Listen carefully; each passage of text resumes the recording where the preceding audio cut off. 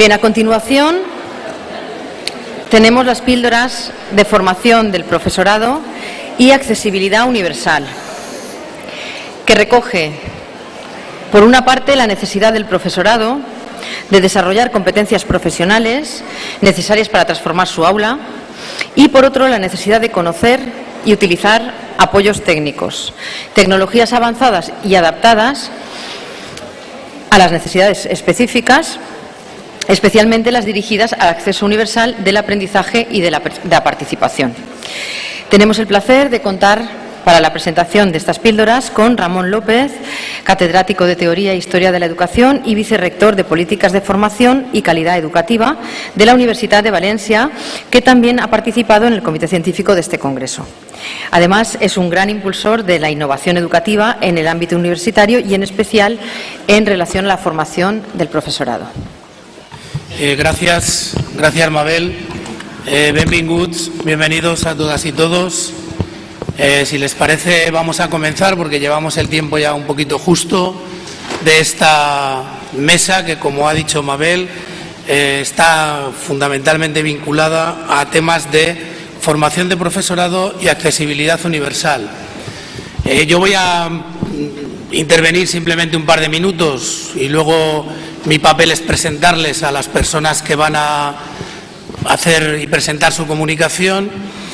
Pero sí que les quiero decir lo siguiente. Verán, cuando una organización de un congreso como este, de un congreso multitudinario, de un congreso también organizado con tanta gente como este, tiene que elegir los coordinadores de una mesa, normalmente utilizan dos tipos de lógica. La lógica del conocimiento, la lógica de la ciencia, la lógica de la excelencia, si quieren. Por tanto, lo que hacen es invitar a personas que tienen gran competencia sobre el tema que van a tratar. Es el caso de mis compañeros de mesa que en este momento pues me acompañan. La otra lógica es la lógica no del intelecto, sino la lógica del afecto, la lógica del sentimiento, la lógica del corazón. Bien, pues no lo duden. Yo pertenezco a la segunda de las lógicas, por mucho que dice y por mucho que diga Mabel, y por tanto son mis compañeros los que pertenecen a la lógica de la competencia y del conocimiento. De manera que yo aquí solo tengo un papel, que es agradecer esa confianza desde esa lógica del afecto y tratar de desmerecer lo menos posible a mis compañeros de mesa, mis compañeros y mis compañeras de mesa. Aún así, no me resisto. Ya saben que un profesor universitario, cuando ve tanta gente, no se resiste a decir algo. Por tanto, yo no me voy a resistir, desde esa lógica del afecto, a decirles muy brevemente un par de cuestiones que de alguna manera tratan de contextualizar un poquito lo que ustedes van a escuchar aquí y las intervenciones de la mesa. Miren, desde la transición democrática hasta acá, en estos últimos 40 años, la política educativa ha apostado por la universalización de la educación básica, ha apostado por el incremento de nuestras tasas de escolarización, en una clara apuesta por la cantidad, bajo el principio lógico de que nosotros deberíamos de igualarnos al resto de los países de nuestro entorno. Afortunadamente, el sistema educativo español actual y el sistema educativo valenciano ha conseguido esos niveles de acercamiento al resto de los países de nuestro entorno europeo y, por tanto, estamos en la media de los países de la OCDE en cuanto a las políticas de cantidad, en cuanto a las políticas de incorporación masiva de toda la ciudadanía al sistema educativo. Toca ahora, es una pena que se hayan marchado los políticos por si me querían escuchar, pero toca ahora, por tanto, en esta segunda transición a la democracia que llaman ellos, o que llamamos todos, si queréis, confirmar esa cantidad, confirmar las políticas de equidad, pero centrar nuestros esfuerzos en una apuesta por la calidad, en una apuesta por la calidad de nuestras políticas educativas. Y en este equilibrio, un equilibrio sinérgico entre la cantidad y la calidad, entre la equidad y la excelencia, es donde, a mi modo de ver, debe de situarse este concepto de educación inclusiva. Una educación para todos, sí, pero una educación para todos de calidad. Si queremos, por tanto, que las diferencias no acaben convirtiéndose en desigualdades, si queremos que las organizaciones escolares sean flexibles y sean capaces de encontrar soluciones distintas para situaciones diversas, si apostamos no por la igualdad de oportunidades, sino por las oportunidades para la igualdad, si en definitiva queremos formar una ciudadanía crítica, responsable, vertebrada, participativa, debemos apostar por la educación inclusiva, sin ningún lugar a dudas. Y en este marco de la educación inclusiva hay dos pilares que sustentan este concepto de la búsqueda de un equilibrio entre la equidad y la calidad. Es sin duda la formación del profesorado y la capacidad de que nuestro sistema educativo sea accesible para todos y todas con calidad. Y ese es un poquito el contexto que tiene la mesa. Por tanto, ahora mis compañeros y compañeras les hablarán de la importancia de la formación del profesorado en este mundo de la educación inclusiva y también la necesidad de que esta llegada al sistema educativo sea para todos y todas accesible.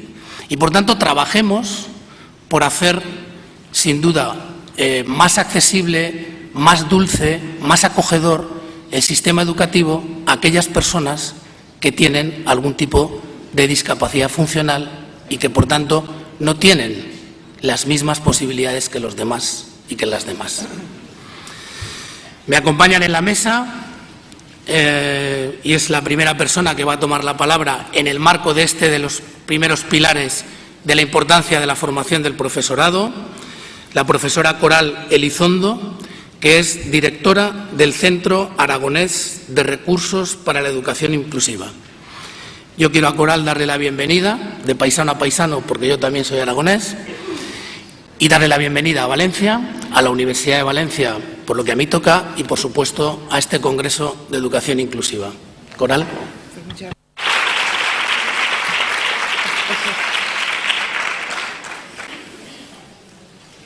Bueno, muchas gracias. Mientras que se pone la diapositiva, voy a hacer como Pilar, voy a ir hablando. Esa sí, esa. No, la segunda. Bueno, yo, además de una enamorada de la educación, soy una activista de la educación inclusiva. Entonces, tengo la suerte de dirigir desde hace 3 años, este es mi 4º curso, el Centro Aragonés de Recursos para la Educación Inclusiva, en el que, entre otras cosas, hacemos formación para el profesorado. Entonces, pensando un poco en lo que me gusta, ¿no?, en el marco ese en el que me muevo, cómo pienso, cómo sueño, cuál sería mi ideario, más que ideario sería un itinerario de la educación inclusiva, pero relacionado con la formación.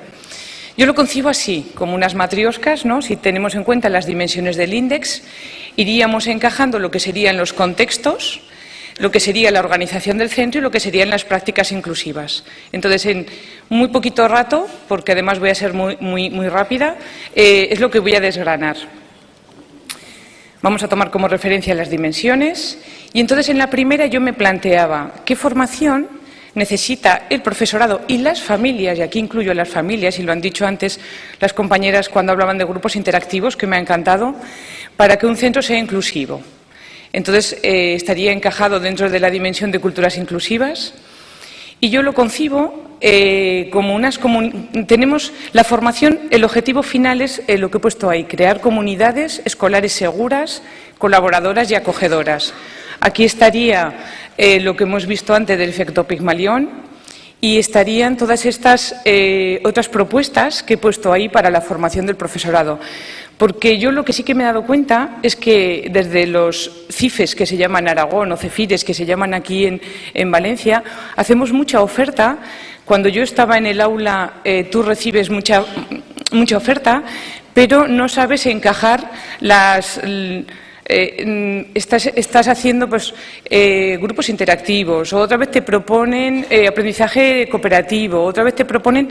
Y entonces al profesorado le montamos un batiburrillo. Por eso la idea de organizarlo con el índex. Entonces, todo lo que sea promoción de la convivencia, mediación, ciberacoso, ciberayudantes, todos esos temas, o incluso el Pigmalión, yo lo encajaría aquí, porque van a crear comunidades escolares seguras en las que todos y todas nos vamos a sentir acogidos. Todo el tema de la discriminación y el racismo y pluralidad cultural. El CAREI, cuando nace en el año 2002, nace como Centro Aragonés de Recursos para la Educación Intercultural. Y ese es uno de nuestros temas. Tenemos programas propios que van en esa línea. El tema de la educación para la sexualidad, me interesa también mucho toda la identidad de género y transexualidad, la inteligencia emocional, o sea, todo lo que nos lleve no solo a crear sociedades, comunidades acogedoras, sino también una alfabetización ética. Yo creo que la palabra clave sería eso, ¿no? Alfabetización ética para toda la comunidad. Si nos vamos ahora a las políticas educativas, voy encajando en otra matriosca. ¿Qué formación necesita el equipo directivo, pero todo el profesorado? ¿Pero para qué? Para que la inclusión esté en el corazón de todo lo que practiquemos. Se me olvidó deciros que aquí no es formación, pero yo aquí sí que encajaría la revisión del PEC. Yo creo que en todos los documentos de centro tiene que estar impregnados de educación inclusiva, y entonces habría que sentarnos y revisar ese PEC, ¿no? Con familias. Entonces, aquí, en esta formación para el equipo directivo y el profesorado, si sigo pensando como documento de centro, aquí pondría la PGA y todos los proyectos curriculares. ¿Qué formación necesitaría? Desde luego, liderazgo y gestión de cambio por parte del equipo directivo, pero no solo del equipo directivo, ¿vale? El liderazgo, yo pienso y defiendo un liderazgo compartido.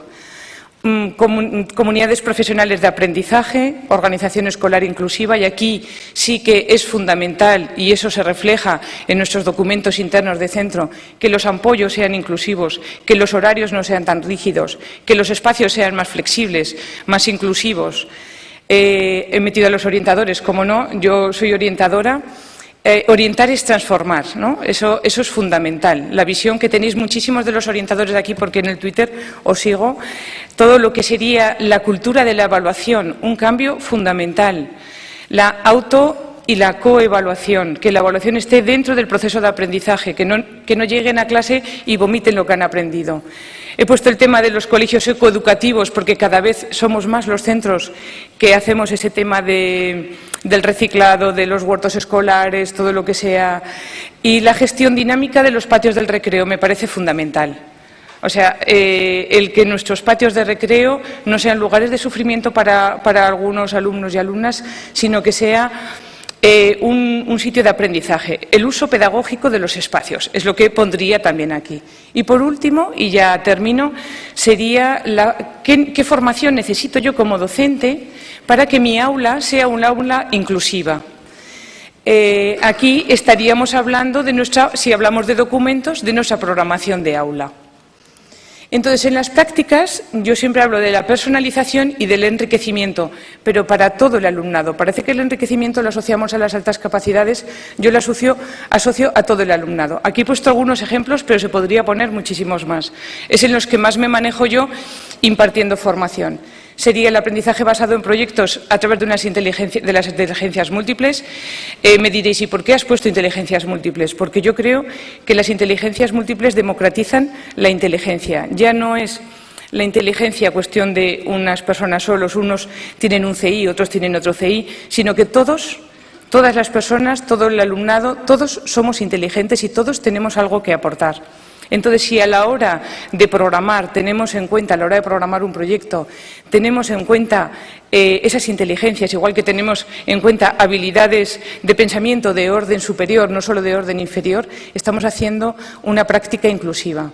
Hablo de aprendizaje cooperativo, que va de la mano totalmente. En el momento en que tú haces un aprendizaje basado en proyectos, estás trabajando de forma cooperativa o colaborativa, cualquiera de los dos sería suficiente, sería interesante. Grupos interactivos, como lo que hemos escuchado antes al instituto. todo el tema de la cultura del pensamiento. Esto me parece también enseñar a pensar, pero enseñar a pensar de una forma eficaz y profunda a todo el alumnado. Y luego estaría la Flipper Classroom, que permite llevar al aula, trabajar en el aula habilidades de orden superior. Es darle una vuelta también y una reflexión seria a los deberes, no es hacer más de lo mismo, los deberes. Visual Thinking, he puesto las TAC como las tecnologías, pero que se vuelvan invisibles, que yo las utilice para crear productos y sean totalmente invisibles. Y luego, pues, el pensamiento de diseño y el pensamiento computacional.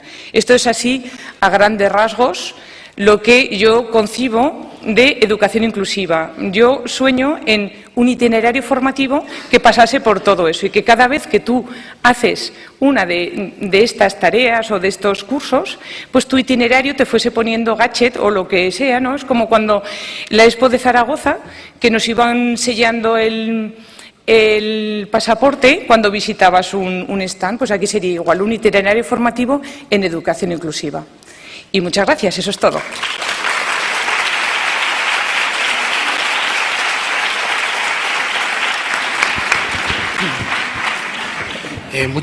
Muchas gracias, Coral, por resumir tan acertadamente una cosa tan importante como es el profesorado en el marco de la educación inclusiva y en el marco de la educación en general. Ustedes saben perfectamente que no hay ni un solo informe nacional o internacional que no destaque el profesorado como una de las grandes claves. Y evidentemente en esta vida todo se aprende y a enseñar, créanme, también se aprende. Por tanto, es absolutamente necesaria la formación del profesorado. Ahora cambiamos radicalmente de óptica y nos vamos al segundo de los pilares de la mesa que yo les anunciaba al principio, que es el tema de la accesibilidad universal y cómo efectivamente esa accesibilidad para aquellas personas que tienen algún tipo de disfuncionalidad, pues obviamente les favorecen este concepto de educación inclusiva. Para ello va a intervenir la profesora Celeste Asensi. Celeste es directora de la Unidad para la Integración de Personas con Discapacidad de la Universidad de Valencia. A Celeste solo le tengo que dar la bienvenida a este congreso porque compartimos universidad, hemos compartido muchos años de trabajo y, por tanto, pues nada. ¿Quién llega a la universidad? Celeste. Cuando quieras. Buen día, buenos días a todos y a todas. En unos minutos quiero intentar haceros un resumen, que es lo que me solicitaron, de qué personas llegan a la universidad, qué hacemos en las universidades españolas, desde cuándo, qué hacíamos, qué hacemos y dónde nos gustaría llegar. Es muy ambicioso. Entonces, daremos unas pequeñas pinceladas y espero que luego por los pasillos podamos hablar más tranquilamente si no da tiempo aquí. ¿Quién llega hoy en día a la universidad? Evidentemente, cualquier persona de edad muy amplia. Antiguamente llegaban los chavales cuando terminaban el bachiller. Hoy en día nos llegan una pluralidad de personas de edades diferentes, de culturas diferentes, nacionalidades diferentes, acceden por el bachiller, por ciclos formativos, mayores de 25, de 45, por experiencia profesional, que igual les sorprende desde hace muy poco, por el cupo de discapacidad. Entonces, ¿qué nos llega? Pues de todo. Una diversidad, cuando hablamos ya de diversidad funcional, que es mi caso, a lo largo de estos 23 años que llevo en la Universidad de Valencia en el servicio de atención a personas con discapacidad, hemos podido ver que las primeras personas que llegaban a la universidad con algún tipo de discapacidad llegaban gracias a la LISMI que apareció en el 92, en 1982, y eso hizo que fueran llegando a los estudios superiores. ¿Quién llegaba? Aquella persona con un déficit visual, auditivo, motriz principalmente, o alguna enfermedad física como una cardiopatía, un Crohn. A partir del año 2000 y algo, empiezan a aparecer otros colectivos diferentes, una diversidad funcional mucho más amplia, personas con trastornos mentales, aconsejadas por los psiquiatras, que salgan de casa, que intenten venir a estudiar, la matrícula gratuita a nivel nacional, eso hizo que se nos llenen las aulas también de mucha más pluralidad de personas. Aparecen personas con TDAH, Asperger, dislexias, no reconocidas, la mayoría de ellas, por un certificado igual o superior al 33. Los centros valoradores hoy en día no llegan a darles el 33 a muchos de ellos, a no ser que exista una comorbilidad. Pero todo este colectivo de personas cada vez más diverso son los que han ido llegando. Cuando empezaron a entrar en nuestras aulas en los años 90, estudiantes con diferentes discapacidades, no existía ninguna normativa específica a nivel universitario. Nos teníamos que valer de las propias universidades. Tuvimos la ventaja que las universidades públicas valencianas fuimos de las pioneras en España y empezamos en el año 92, 93, como fue nuestro caso, la Politécnica, la de Castellón. Las tres universidades empezamos muy temprano y muy rápidamente. La ventaja fue estar cerca, llevarnos bien e intentar crear políticas internas. Políticas que, en función del equipo rectoral que había en cada universidad, creábamos un paquete de equiparación de oportunidades. No llegaban a ser normativas. Las normativas realmente han ido apareciendo, y ahora os lo diré, en el 2001 empieza a aparecer algo a nivel nacional. Entonces, nos tenemos que valer de la propia voluntad, muchas veces de los profesores, que quieran hacer adaptaciones y cómo quieren hacerlas. Os decía que en el 2001... por primera vez en el Estatuto de Estudiante es cuando se habla de equiparación de oportunidades y no discriminación por sexo, por edad, por discapacidad. En el 2001, cuando realmente en el 2001 yo os decía que las universidades valencianas ya se habían creado. Teníamos que haber buscado recursos para cómo sobrevivir, porque si no, los estudiantes llegaban con unas necesidades y nadie sabía darle esa respuesta. Es en el 2006 cuando por primera vez aparece un listado el que se nos dice, en función del tipo de discapacidad, cuánto tiempo adicional le puedes dar a una persona cuando se presenta a unas pruebas selectivas. Y en el 2007 es cuando se nos dice, por primera vez en la ley orgánica, que las universidades deberán tener un servicio de atención para personas con discapacidad. ¿Qué hacemos en España? Pues unirnos. Nos unimos, los servicios más antiguos y los servicios que se fueron creando, los que se fueron creando buscaban apoyo en los que éramos más viejos. Nos llamaban, nos preguntaban, ¿podemos pasar una semana en tu universidad? Pasaban esa semana en nuestra universidad y intentaban hasta darnos ideas, porque era gente nueva que aparecía, nos enriquecíamos mutuamente. Gente que creaba un servicio, nos iban enriqueciendo un poco lo que ellos querían hacer y aprovechaban de lo que nosotros habíamos hecho parte de esa sabiduría.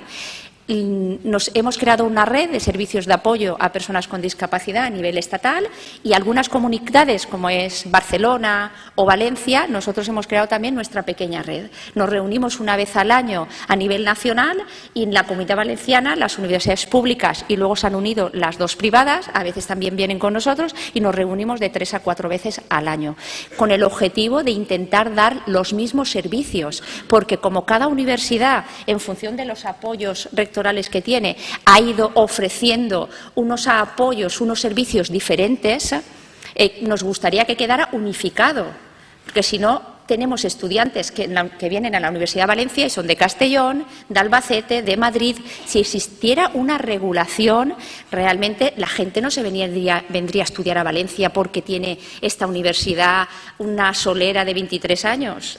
Es lo mismo quedarte en Madrid o quedarte en Albacete o quedarte en Elche o donde sea. Entonces, ese sería el objetivo último, que todas las universidades ofreciéramos lo mismo.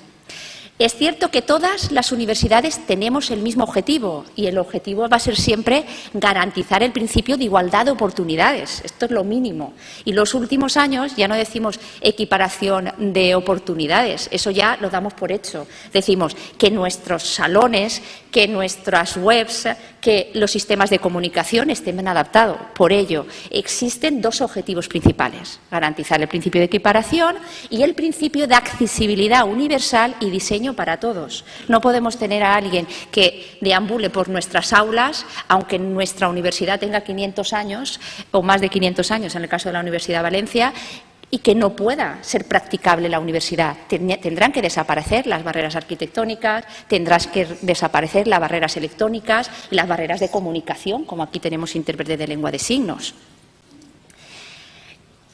¿Existen universidades inclusivas? Pues sí, cada vez más existen universidades inclusivas. Pero, ¿qué es lo que ha pasado hasta ahora? Cuando llegaba un joven a la universidad, porque antes os decía, llegaban los jóvenes que venían de forma reglada, llegaban y se tenían que adaptar a la universidad. Se adaptaba porque no existía nada. Han aparecido universidades nuevas que de repente quieren ser al contrario. Vamos a adaptar toda la universidad para esta persona. Bueno, una universidad inclusiva, como bien ha dicho nuestro consejero, no solo la universidad, primaria, secundaria, la universidad, una universidad inclusiva es una universidad de la sociedad, es una universidad que realmente pueda ser de calidad, como ha dicho nuestro vicerrector Ramón. Y para ser de calidad deben existir políticas inclusivas transversales en todas las universidades. Transversalmente, en todos los vicerrectorados. Ni es que todo el mundo se adapte al alumno, porque son individuales, ni o el alumno se tiene que adaptar a todo lo que hay en la universidad. Cualquier inclusión va a llevar a cabo unos recursos, y esos recursos tienen que estar planificados previamente. Y tiene que existir normativas que obliguen a que todo el mundo pueda cumplir en la medida de sus posibilidades y adquirir las competencias igual que los demás compañeros de su aula. El sistema de educación inclusivo, desde mi punto de vista, ni debe existir una discriminación negativa ni positiva, las mismas condiciones que los demás compañeros. Pero pensemos que ahora las universidades están llenas de grados. Nuestra universidad tiene muchos grados y sabemos que cada uno de los grados exige unas competencias. Le tendremos que pedir a la persona que llega a la universidad, quien sea, con diversidad funcional o no, que sea capaz de adquirir esas competencias. Porque si no le estamos haciendo un flaco favor a la persona, si le estamos haciendo creer que porque exista un cupo de personas con discapacidad pueden llegar a la universidad, pueden superar la carrera y pueden trabajar. No, deberán estar formadas. Para ello, las universidades también estar formadas y cualificadas para darle esos recursos, pensando que cada persona es única, que existen recursos personales, recursos técnicos que pueden paliar esa diversidad funcional. Si es una persona con una sordera, pues tendrá un intérprete o tendrá unos audífonos, pero sus exámenes van a tener que superarlos igual que los demás. Y eso sí que es importante que lo tengáis claro toda la gente que estáis aquí, profesores de primaria, profesores de secundaria, porque muchas veces decís, ha llegado con mucho esfuerzo el chaval a la universidad, muy bien, pero queremos que llegue con una formación suficiente para poder superar ese grado. Por último, y terminando muy rápido, voy a intentar que veáis, desde que salieron las políticas inclusivas, las primeras del 2001, ¿qué ha pasado en España? Del 2008, que es cuando se nos dice en el 2007, tienen que haber servicios. Mirar qué evolución de estudiantes, muy enorme, impresionante, ¿vale? Tenemos que reflexionar realmente de que podían llegar más estudiantes de los que llegan a la universidad, sí, porque esas políticas inclusivas aún no todas las universidades las tienen. Aún muchas veces algunos estudiantes sufren ciertas barreras porque no estamos aún preparados al 100%. Pero también es cierto que llegan otros universitarios con dificultades de aprendizaje. No llegan a tener una discapacidad reconocida igual o superior al 33. Es una dificultad de aprendizaje como puede ser una dislexia, una disartria, como puede ser un TDAH, pero llegan con ciertas dificultades que a veces les es imposible poder superar con éxito el grado. Y si no superan con éxito el grado, evidentemente le hacemos un flaco favor porque lo que estamos haciendo es que se sienta mal. Y nuestro trabajo como orientadores, que vosotros estáis ahí la mayoría, es orientarle previamente, orientarle para que pueda superar realmente el grado que le hemos orientado. Tendrá libertad de elegir el que quiera, pero tendremos que hacer previamente un buen asesoramiento vocacional para llegar a un asesoramiento laboral y que exista una inserción laboral real. La Universidad de Valencia fue una de las pioneras y podéis ver cómo ha ido creciendo el número de estudiantes. Más de 1000 estudiantes tenemos en las aulas con un certificado igual o superior a 33%. De todas estas personas, nosotros podemos decir que nuestro equipo ha evolucionado y ha mejorado mucho en estos 23 años, porque la diversidad de nuestros estudiantes nos ha hecho crecer como personas y que hemos crecido como personas, pensando que nuestro objetivo es pensar siempre en el futuro de la persona que tengamos delante. Me da lo mismo el tipo de discapacidad que tenga, la nacionalidad que tenga, la cultura que tenga. El objetivo va a ser siempre su futuro y que su futuro depende de su formación y de la posible inserción laboral. Gracias.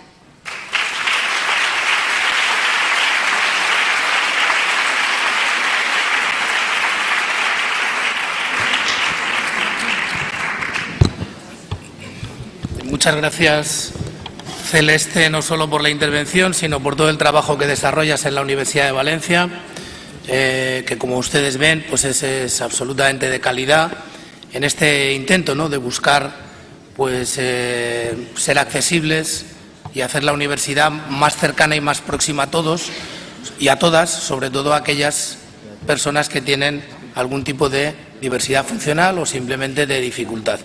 Entramos ahora en otro de los grandes retos del sistema educativo, que es la integración, digamos, de los entornos virtuales de aprendizaje o de las plataformas digitales. Esta mañana yo mismo he tenido que presentar la política de MOOCs o de cursos abiertos masivos online de la Universidad de Valencia, aquí al lado en la Xarxa Vives, y evidentemente me consta que este mundo de los entornos virtuales de aprendizaje pues nos da unas posibilidades absolutamente tremendas. Obviamente nosotros en esa integración debemos de acercarlo e integrarlo para este gran objetivo y este principio de la educación inclusiva. Entonces, en este sentido, van a intervenir en una pequeña píldora que tiene por título Accesibilidad en las plataformas y contenidos educativos digitales para alumnos ciegos, y lo va a hacer Miguel Martín, que es instructor de Tiflotecnología y Braille en la Delegación Territorial de la ONCE de Valencia, y Álvaro Campillo, que es técnico en Tiflotecnología y Braille del Centro de Recursos Educativos de la ONCE en Alicante. A los dos les quiero dar la bienvenida y les dejo con su plataforma virtual. Gracias. A ti. Hola, buenas. Bueno, ya... Pueden aplaudir. Bueno, Miguel y yo soy Álvaro. Como ha dicho mi compañero, somos técnicos en Tiflotecnología y Braille. Miguel es de la Dirección Territorial de Valencia y yo en el Centro de Recursos Educativos de la ONCE en Alicante. Las TIC hoy en día son necesarias para todas las personas y en todos los ámbitos, pero si además padecemos alguna discapacidad, se hacen imprescindibles. Nuestros alumnos con discapacidad visual, para acceder al currículo escolar hacen uso de medios informáticos, ordenadores, tablets, móviles, lectores de pantalla, magnificadores, líneas Braille, etcétera, etcétera. Para realizar cualquier tarea, como puede ser tomar unos apuntes, hacer un examen, utilizan medios informáticos. De ahí la necesidad de la accesibilidad para suplir con medios informáticos los problemas derivados de la discapacidad visual. Hoy vamos a mostraros un recurso educativo elaborado a través de los convenios Internet en la escuela e Internet en el aula entre el Ministerio de Educación y Ciencia y las comunidades autónomas. Como veis, en el primer acceso lo podéis ver, tener en el recurso TIC y educación.es. A ver, un poquito... No, ya está. Ya lo voy dando. Que es el recurso educativo no accesible, y el mismo recurso lo tenéis accesible en la página web de Educación de la ONCE, que además de otros recursos educativos también podéis encontrar las pautas a contenidos educativos accesibles para la discapacidad visual. Bien, mi amigo y compañero Miguel nos va a hacer una demostración en el uso de esta actividad, que además, como es para primaria y para los niños más pequeños, debería ser accesible y dirigida, es decir, que no necesitaría hacer uso de ningún lector de pantalla, ningún tipo de adaptación. ¿Le doy ya, no? Sí, empieza. Bueno, imaginaros que yo tengo 6 años... No, Windows D. Ya. Bueno, venga, 7. Entonces, a ver. F11. Bueno. Estamos rodeados de sonidos. Unos son de la naturaleza. Sí.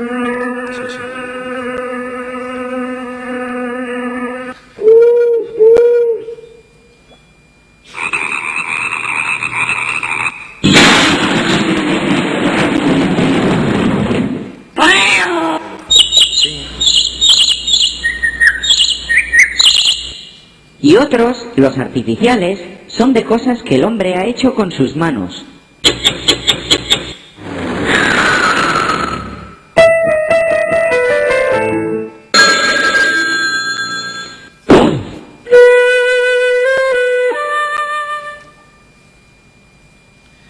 Bueno, pues ahora se supone que yo tengo que hacer ¡Oh, algo. qué desastre! Los cromos se han descolocado.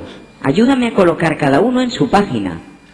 ¿Veis? Me había adelantado, Se supone que yo ya tengo que ayudarle a colocar los cromos, pero claro, a mí no me ha dado ninguna instrucción. Primero voy a hacer yo una demostración Dale. con el ratón. O sea, con el ratón funciona. Claro, con el ratón funciona, pero ahora yo no tengo ninguna instrucción. Se supone que yo conozco mínimamente el teclado, entonces voy a mover, como un niño inteligente que soy, de 7 años, entonces voy a darle al tabulador, pero, ¿veis? No dice nada. El foco sí que aparece. Sí, pero a mí no me está dando ninguna respuesta, no me da ninguna interacción con la que poder actuar. Entonces le doy a intro, nada, no hace nada, ¿no? Me quedo yo aquí un poco como flipando. Entonces vamos a pasar a la página accesible, en la que ya sí que hay instrucciones para que un niño ciego pueda interactuar mejor, ¿vale? Estamos rodeados de sonidos. Unos son de la naturaleza. Abeja.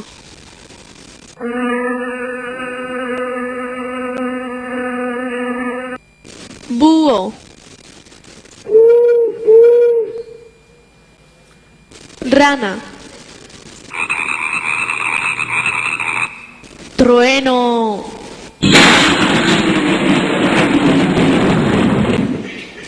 Gato.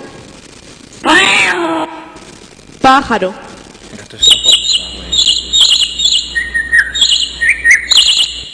Y otros, los artificiales, son de cosas que el hombre ha hecho con sus manos.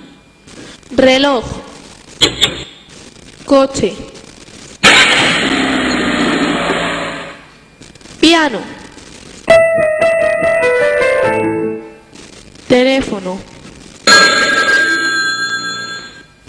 Tambor. Flauta.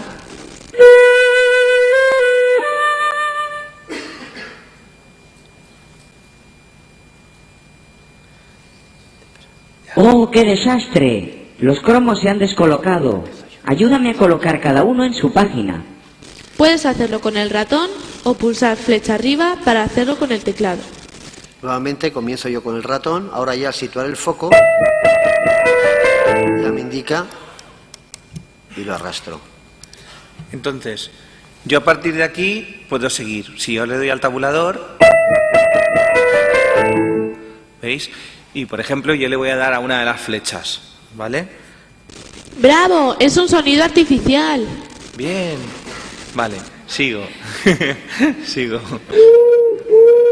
Vale, le doy a flecha izquierda. Bien, es un sonido natural. Si es que soy más listo. A ver. Vale, esto, imaginaos que yo no tengo claro lo que es. No, recuerda, naturales a la izquierda, artificiales a la derecha. Vale, derecha. ¡Bravo! Es un sonido artificial. Ese gato está un poco enfadado, ¿eh? Bien, es un sonido natural.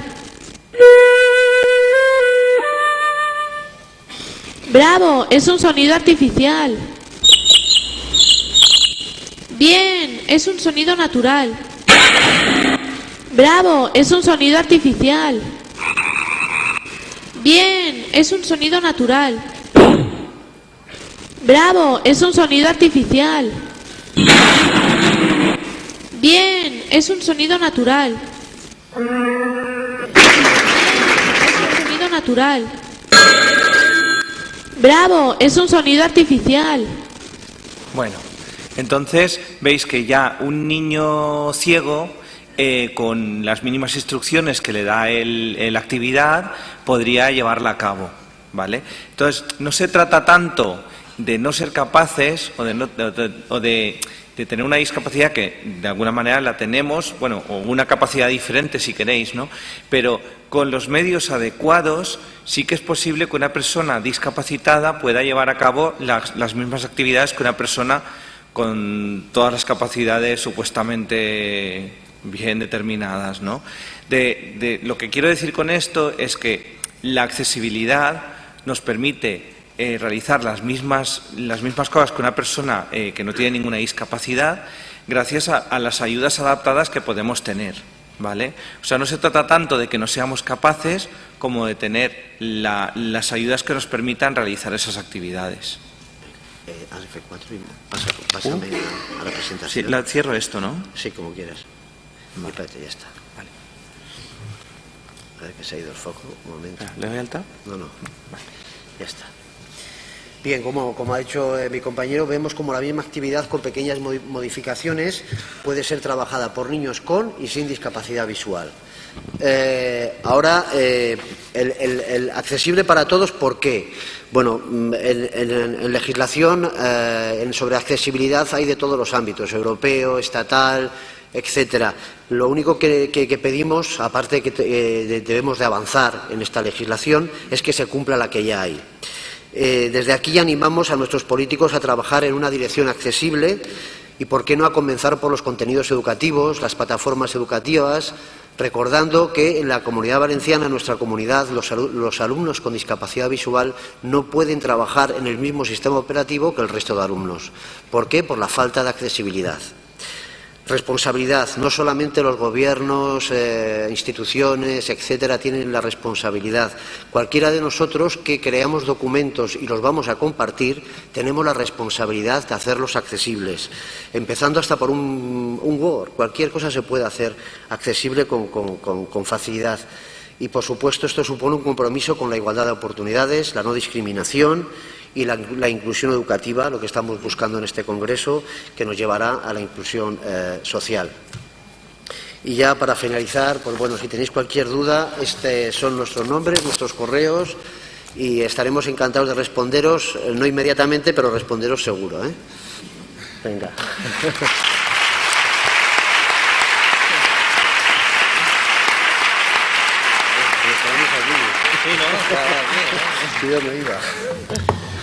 Muchas gracias, Álvaro, Miguel, Álvaro. Estupenda vuestra intervención.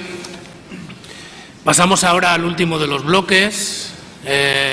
Este bloque está muy relacionado con alguna cuestión de mi vicerrectorado, puesto que toca dos temas que son competencias vinculadas a mi capacidad de gestión ahora, que es el tema de la innovación educativa en cuanto a la mejora de la calidad docente y, de alguna manera, todo lo que hace referencia a la búsqueda de establecer puentes con el profesorado de secundaria.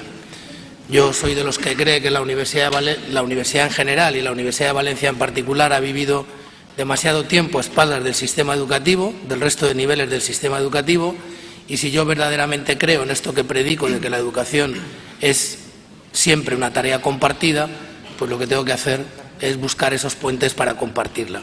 En último lugar, interviene el profesor Juan José Martínez, es profesor de mi universidad, de la Facultad de Filología, Traducción y Comunicación, y lo va a hacer con una intervención que en su día fue uno de los proyectos educativos financiado por el Vicerrectorado, con el título Universidad Accesible, creación en formato app para dispositivos móviles de una audiología de la Facultad de Filología, Traducción y Comunicación para personas invidentes o con problemas de visión.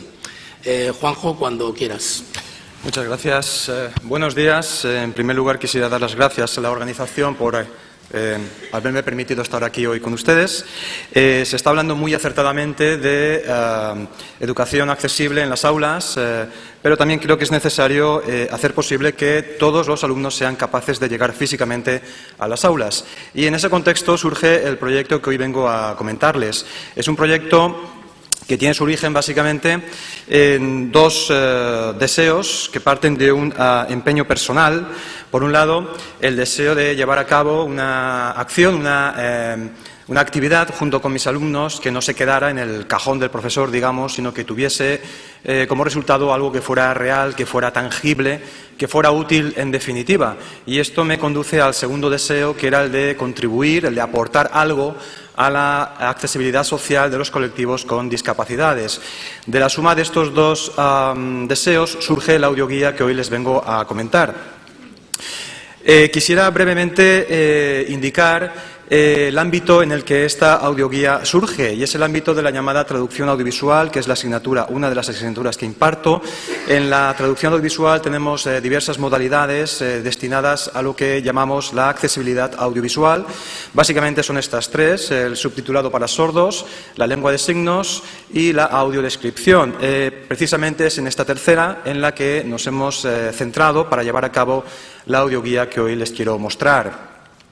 La audiodescripción, muy brevemente, ¿en qué consiste? Bueno, es un servicio de apoyo a la comunicación que hace uso de una serie de técnicas, de una serie de habilidades para tratar de compensar la carencia de la captación de la parte visual en cualquier mensaje audiovisual, y para ello se proporciona a través del canal sonoro toda aquella información que se estima relevante y que traduce o explica la imagen que no se puede captar.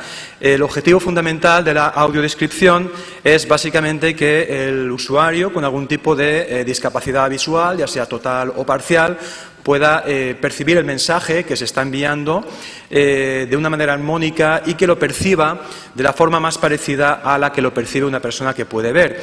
El principal beneficio de esta práctica es la autonomía, la independencia que supone para el usuario. Hay distintos campos de aplicación de la audiodescripción. Los más populares o conocidos seguramente serán aquellos productos que podemos visionar en cines en sala, en televisión, en soportes que manejamos a diario. Básicamente estoy hablando de productos audiovisuales como películas, series o documentales, en los que básicamente lo que se hace es aprovechar los huecos, los silencios entre los diálogos de los personajes para insertar una narración que nos cuenta qué está ocurriendo en el plano visual. Pero también hay otros escenarios en los que la audiodescripción es aplicable, como por ejemplo espectáculos en directo, aquí hay un par, teatro, musicales, etcétera. También diferentes entornos culturales, naturales, temáticos. Aquí hablamos de museos, de exposiciones, de monumentos, de parques, y aquí es donde la figura de las audioguías cobra especial importancia. Aquí tenemos la ficha técnica del proyecto. Como se puede observar, se llevó a cabo en dos fases.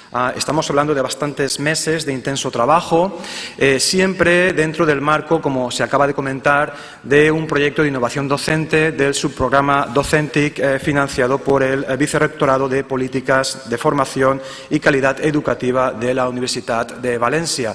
Y en el contexto de la asignatura Traducción Especializada Inglés-Español, que es la que antes les comentaba, básicamente son contenidos de traducción audiovisual. Como podemos comprobar aquí, en la primera fase colaboró un total de 27 estudiantes y 5 profesores, y en la segunda 18 estudiantes y 6 profesores, en ambos casos siempre coordinados y dirigidos por mi persona. La primera fase tuvo lugar o se desarrolló durante el segundo semestre del curso 13-14 y la segunda fase durante el segundo semestre del curso 14-15. Y veamos brevemente, de manera sucinta, cuáles fueron las distintas fases del proyecto en cuestión. Todo comenzó con un taller sobre accesibilidad, sobre audiodescripción de audioguías de manera más concreta, que impartió Antonio Vázquez, un profesional de larga trayectoria y experiencia en el ámbito de la audiodescripción, que acudió a nuestra facultad, pues para, como digo, impartir este taller, fundamentalmente para hacernos ver cuáles eran las características básicas necesarias que el tipo de audioguía que queríamos desarrollar tenía que tener. Tengamos en cuenta que no se trataba de la audioguía de un edificio como un museo con una finalidad de entretenimiento o turística incluso, sino de una finalidad totalmente funcional. Básicamente lo que queríamos es que era una persona con algún tipo de discapacidad visual pudiera moverse libremente, independientemente por la facultad y además que lo hiciera de manera segura. Una vez este taller terminó, pues nos pusimos ya con el mapeo del edificio.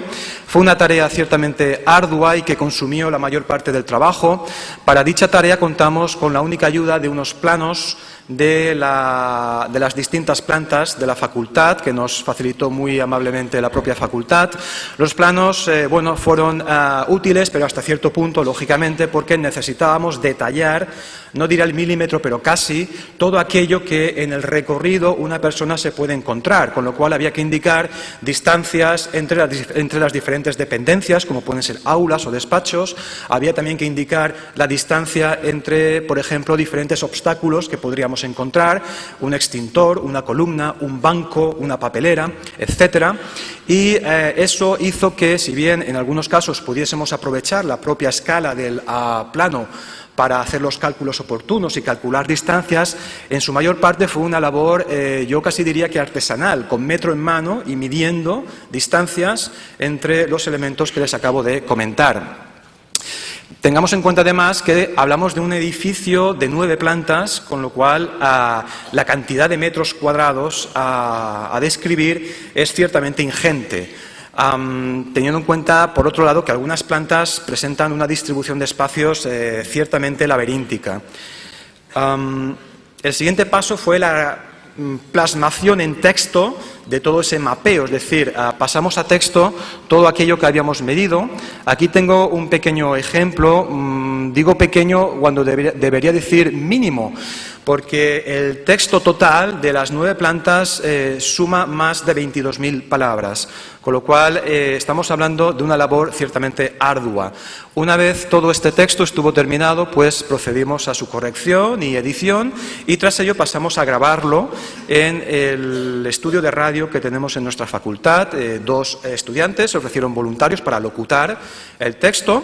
Después lo probamos, hicimos un testeo con un alumno ciego de la facultad, con Paco Pedrero, con quien tuve la oportunidad de recorrer algunas plantas escuchando el audio y tomando nota de sus opiniones, tanto de aquello positivo como de aquello que se tenía que mejorar. Una vez hecho todo este trabajo, hubo que volver a grabar algunas partes para tener en cuenta aquellas mejoras y finalmente los resultados, que fueron, como vemos, 2. En la primera fase, la audioguía tuvo formato de página web, que les mostraré en un minuto, y en la segunda fase la convertimos en una aplicación para dispositivos móviles, una aplicación que ya está disponible para su descarga gratuita en Google Play. Esperamos que pronto esté disponible también en el sistema iOS, para dispositivos con sistema iOS, de manera que cualquier usuario puede descargarse la aplicación, yo la tengo instalada ya en mi móvil, y hacer uso de ella libremente.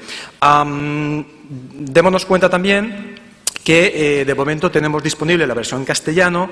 Queremos también, de hecho estamos buscando ahora mismo financiación, aviso a navegantes, ¿no?, para la traducción al valenciano y al inglés, teniendo en cuenta que, bueno, esos son unos costes de traducción de más de 22.000 palabras, como decía, que hay que asumir.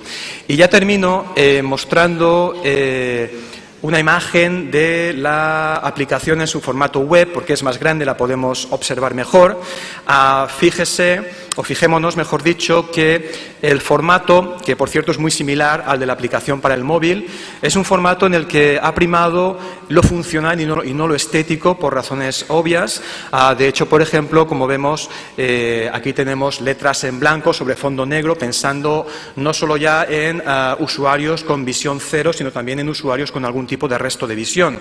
La audioguía está dividida en distintas secciones. Hay, por ejemplo, una introducción donde se explica qué es la audioguía, cómo usarla, y también tenemos una distribución de espacios en la que se nos dice qué hay en cada planta, qué podemos encontrar, qué departamentos, por ejemplo, qué secretarías podemos encontrar en cada planta. Al fondo, al final, hay un apartado de créditos donde aparecen los nombres de todas las personas que han colaborado e instituciones, y en el medio encontramos todas las plantas divididas en fragmentos desde el sótano hasta la planta 7, divididas, como digo, en fragmentos por cuestiones prácticas, y finalizaré simplemente escuchando algunos segundos del audio de una de estas plantas, por ejemplo, la planta baja, que es por la que accedemos al edificio. Espero que el audio funcione bien. El hall de la facultad es un espacio rectangular de unos 18 por 12 metros al que se accede por la puerta principal del edificio. Dicha entrada principal tiene 3 pares de puertas correderas automáticas. Se trata de una sala simétrica con 2 pilares laterales situados a 5 metros de las paredes y a 6 metros de la puerta principal. Entre los pilares hay 6 bancos de madera maciza de 50 centímetros de alto, sin respaldo y con unos 60 centímetros de separación entre ellos. A la derecha de la entrada principal se encuentra la conserjería, a 2,5 metros de la primera puerta, a 8 metros de la segunda y a 15 metros de la tercera. Bien, en todo caso, invito a quien quiera escucharla en su totalidad o estudiarla en su totalidad, bien o a descargarse la aplicación que hay en Google Play, o bien acceder a la dirección web citrans.uv.es/audio/. Y nada más, con esto termino y les doy las gracias. Muchas gracias.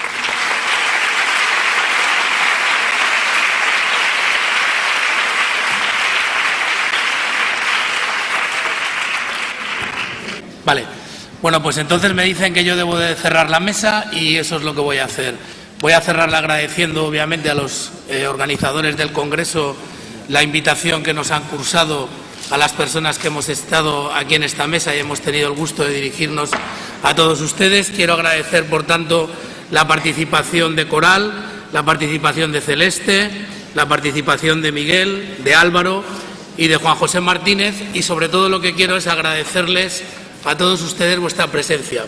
Como hay una aragonesa, lo haré con una canción de Amaral que se titula Sin ti no soy nada, nosotros sin ustedes no somos nada. Gracias.